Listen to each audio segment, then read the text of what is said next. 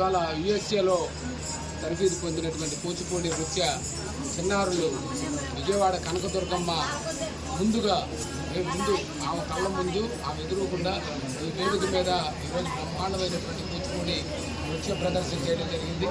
సగంలో బాగా గురిసే ఉరుములు మెరిసే మెరుపులాగా పాటలు వచ్చినట్టు ఆ తల్లి పరవశించిపోయి జోరు వానలో అందరూ కూడా భక్తులంతా వీక్షిస్తుండగా ఈరోజు పిల్లలు చాలా చక్కగా చేశారు.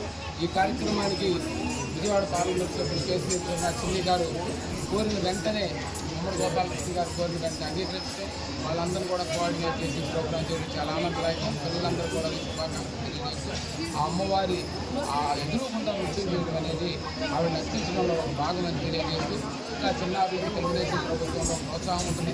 ఈ వేదిక మీద అనేక సాంస్కృతిక కార్యక్రమాలు ప్రదర్శనలు అనేక రకాల కార్యక్రమాలు అమ్మవారి ఆశీస్సులు పిల్లలకు ఉండాలని కోరుకుంటున్నాను.